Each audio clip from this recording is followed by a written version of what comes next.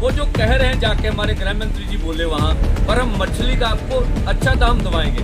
भाई यहाँ फसलों का दाम तो दे ही नहीं रहे, मछली का काम तो प्राइवेट क्षेत्र में, वहाँ कैसे दाम दे देंगे। तो मैं आज हरियाणा में अविश्वास प्रस्ताव लाया गया सरकार के खिलाफ, सरकार टूटेगी या नहीं, आपको क्या लगता है? हाँ देखिए, दो किस्म के सरकार असल में अखलाकी तौर पे नीतिगत तौर पे टूटनी चाहिए। जेजेपी ने हरियाणा में हमेशा किसानों की वोटें ली, उनके दादाओं ने हमेशा हरी पगड़ी बांधी है और किसान होने का दावा किया। तो जेजेपी को अखलाकी तौर से कोई अधिकार नहीं है अभी वो कांग्रेस की खट्टर सरकार को समर्थन करे। अब ये तो उनके विधायकों ने फैसला करना है कि उन्होंने वोट किधर डालनी है, पर हरियाणा के लोग तो ये फैसला करेंगे कि अगर जेजेपी वोट खट्टर सरकार को डालती है, उनका गाँव में विरोध किया जाएगा, लोकतांत्रिक तरीके से हमारा हक है। कल को अगर चुनाव होते तो उनका पूरा मुकम्मल बाइकाट भी हो सकता।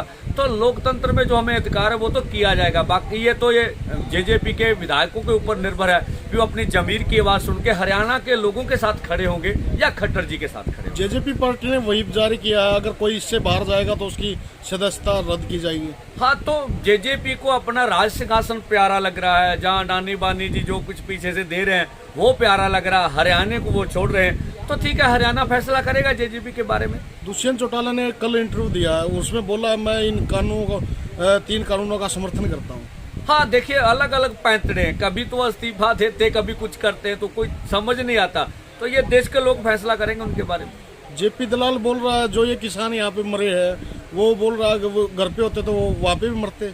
हाँ देखिए, ये किसी भी राजनेता जो लोगों द्वारा चुना गया है, जो लोकतंत्र में विश्वास रखता है, उसको इस तरह की बातें नहीं करना चाहिए। आपका कम से कम सामाजिक रिश्ते भी होते हैं लोगों के साथ। तो मैं कहता हूँ भी जो ये जेपी दलाल जी है नैतिकता खो चुके हैं, इनको लोगों का नुमाइंदा होने का कोई अधिकार नहीं है। कोई भी हम भाजपा के साथ लड़ रहे हैं, उनकी नीति का हमारा विरोध है। अगर भाजपा में कोई मरे तो हमारा संस्कार है कि हम उसके साथ दुख सुख करते हैं। हमारे गांव में 100 लड़ाइयां हो, कोई मर जाए तो हम वहां चले जाते हैं, भाई बुरा हुआ। तो मुझे लगता है नैतिकता खो चुकी है भाजपा की, और उनके ऊपर जो सर चढ़ जो राज सत्ता का नशा बोल रहा है, और मुझे लगता है हरियाणा के लोग उतार देंगे।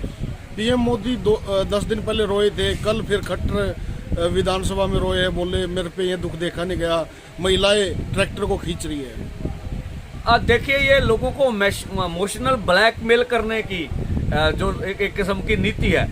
अब जो हमारे प्रधानमंत्री जी बंगाल में जाते हैं तो वो कहते हैं सोनार बंगला।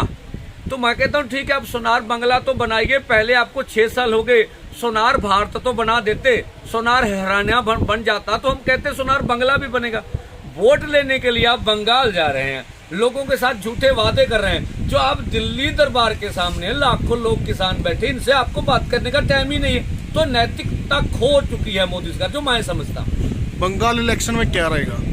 देखिए, ये तो पश्चिमी बंगाल के लोगों ने ही फैसला करना है। हम तो यही उसको ज्ञात करेंगे कि जो मोदी सरकार है पूरी तरह पूंजीपतियों के साथ है और हमारा खेती सेक्टर उजाड़ने जा रही है। वो जो कह रहे हैं जाके हमारे गृह मंत्री जी बोले वहाँ पर हम मछली का आपको अच्छा दाम दवाएंगे।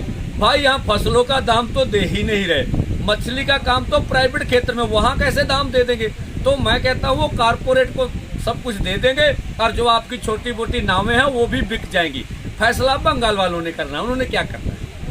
अब अगला निर्णय क्या रहेगा? संयुक्त किसान मोर्चा का साथ साथ चलोगे या उनसे अलग चलोगे आप? देखिए, दूसरी बात है साथ या अलग चलने का बात, साथ है भी जितना बड़ा आंदोलन है, कोई अकेला यहाँ जीत नहीं सकता है, ठीक है। तो सबको मिलके ही इतने बड़े दुश्मन के खिलाफ, जिनके पीछे पूंजीपति है, अमेरिका खड़ा है, कारपोरेट घराने की नीति है, और सब मिलके ही राजनीति तय करेंगे। और बिल्कुल आप देखिएगा अच्छा सा अच्छा प्रोग्राम आएगा। और देखिए, जब पहलवान लड़ते हैं ना तो बहुत से दाव होते हैं, लगते हैं, तो एक धोबी पटका भी होता है, वो बचा के रखा होता है। तो देखिए, किसान आंदोलन है, कभी भी धोबी पटका लग सकता है। किसान मोर्चा वाले आपसे कभी बात नहीं करते और सारे इल्जाम आप पे थोप देते हैं? ऐसी कोई बात नहीं, बात होती है हमारी उनके साथ।